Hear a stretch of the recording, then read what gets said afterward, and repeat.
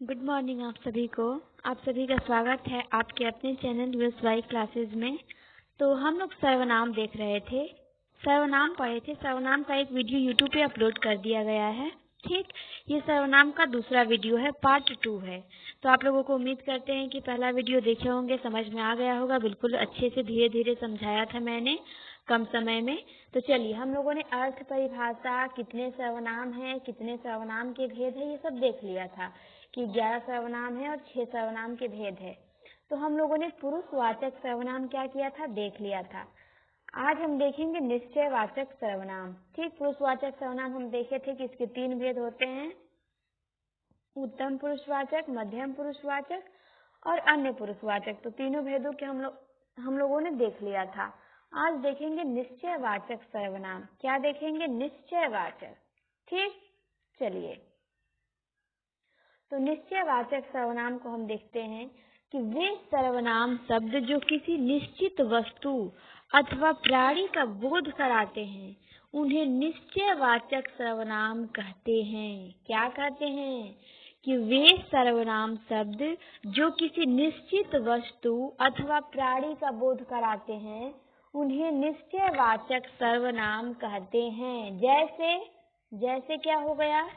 यह हो गया, ये हो गया। जैसे कहेंगे यह किताब मेरी है, तो निश्चित है कि वह किताब मेरी ही है, इसीलिए हम यह शब्द का प्रयोग कर रहे हैं। ठीक, इसे, इसका, इसकी, इसको, इन्हें, इसमें, इससे, इन्होंने, इन्हीं, वह, वे, उसे, ये सब क्या है? निश्चयवाचक सर्वनाम है। ये ध्यान देना है।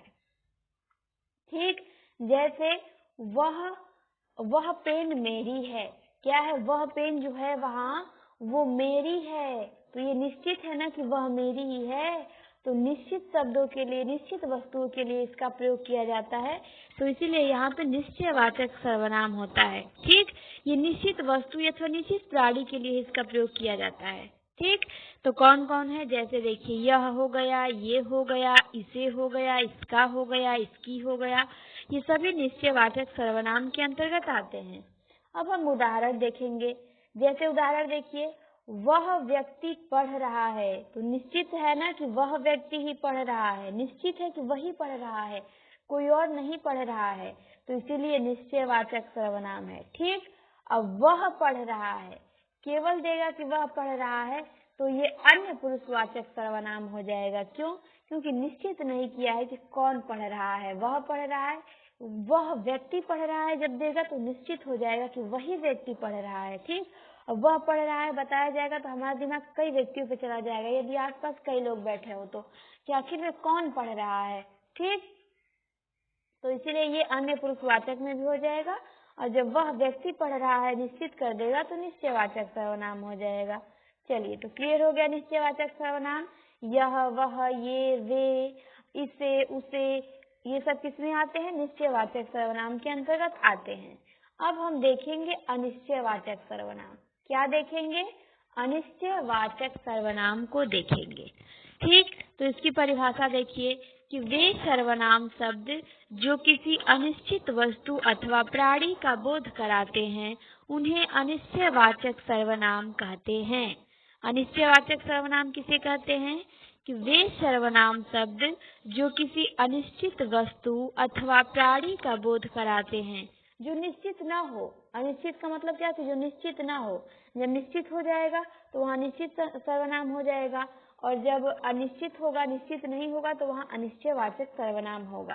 ठीक, तो देखिए, जैसे कोई है, कोई क्या है? कोई का प्रयोग होता है सजीव व्यक्ति के लिए। ठीक, कोई अनिश्चयवाचक सर्वनाम है, लेकिन कोई का प्रयोग सजीव व्यक्ति के लिए होता है।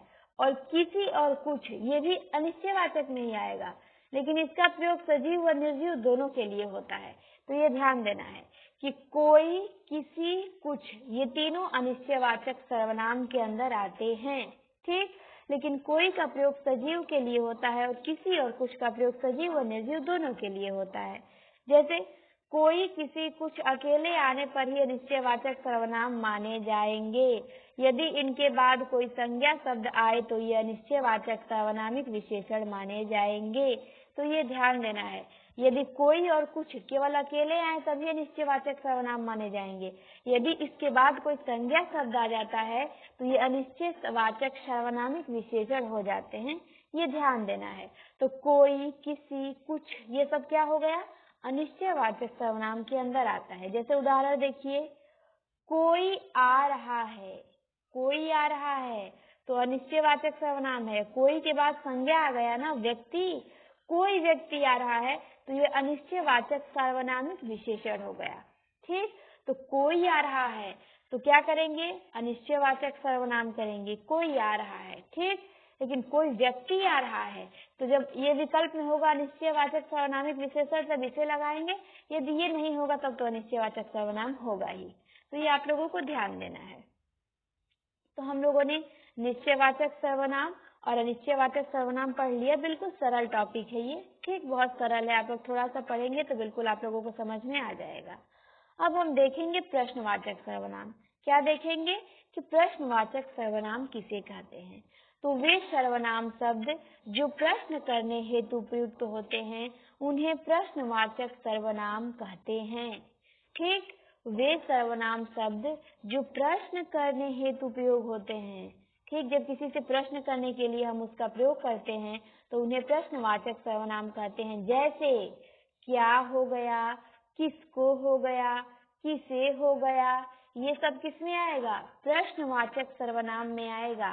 क्या, किसे, किसको, ये तीनों किसमें आएगा, प्रश्नवाचक सर्वनाम के अंतर्गत आता है, ये ध्यान देना है। जैसे टिप्पणी देखिए, ये प्रश्नवाचक शब्द प्रश्न करने के लिए प्रयुक्त हो तो ही प्रश्नवाचक सर्वनाम माने जाएंगे, और यदि प्रश्नवाचक शब्द किसी की विशेषता बताने के लिए प्रयोग हो तो प्रश्नवाचक सर्वनामिक विशेषण माने जाएंगे। यहाँ पे भी वही नियम होगा, तो इसको आप लोगों को ज्यादा ध्यान नहीं देना है। ठीक, क्योंकि प्रश्नवाचक सर्वनामिक विशेषण आप लोगों से पूछने वाला है नहीं, तो आप लोगों को केवल प्रश्नवाचक सर्वनाम पे ध्यान देना है।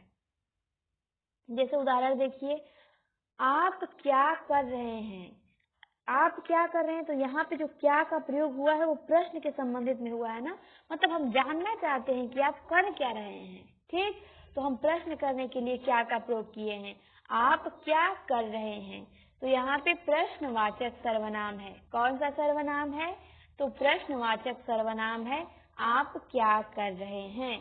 तो ये ध्यान देना है कि आप क्या कर रहे हैं कौन सा सर्वनाम है, तो प्रश्नवाचक सर्वनाम है।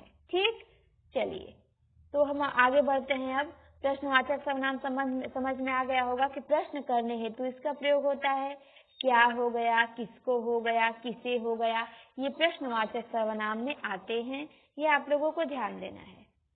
अब हम पढ़ेंगे संबंधवाचक सर्वनाम। किसे पढ़ेंगे, तो संबंधवाचक सर्वनाम पढ़ेंगे। तो इसमें क्या दिया है कि वे सर्वनाम शब्द जो दो या दो से अधिक वस्तुओं अथवा प्राणियों में संबंध को प्रकट करते हैं। ठीक, जो दो अथवा दो से अधिक वस्तुओं और प्राणियों में संबंध को प्रकट करते हैं उन्हें हम संबंधवाचक सर्वनाम कहते हैं। जैसे रा रे री हो गया, का के की हो गया, जो हो गया सो हो गया, ये किसके अंतर्गत आएगा, तो संबंधवाचक सर्वनाम के अंतर्गत आएगा। जैसे मेरा घर, यहाँ पे जो रा आ गया ना, मेरा के अंत में रा आ गया ना, ये रा संबंध जोड़ रहा है घर से। ठीक, कि वो मेरा घर है, उसकी पुस्तक। ठीक, तो यहाँ पे की जुड़ गया तो संबंध जुड़ गया ना, उसकी पुस्तक, तो उस पुस्तक से उसका संबंध जुड़ गया।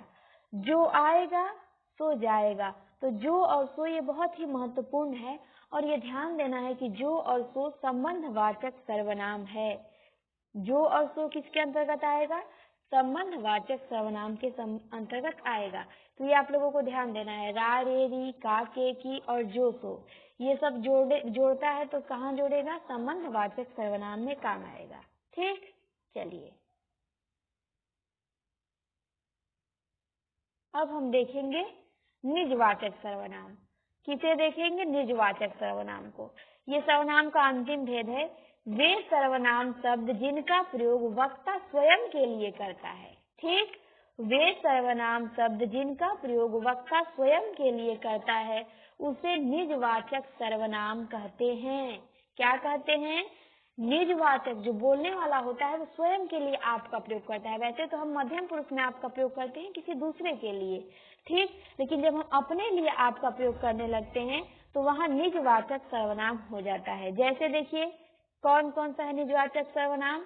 तो आप हो गया, खुद हो गया, स्वयं हो गया, स्वतः हो गया। ठीक, आप हो गया, खुद हो गया, स्वयं हो गया और स्वतः हो गया, ये निजवाचक सर्वनाम के अंतर्गत आते हैं।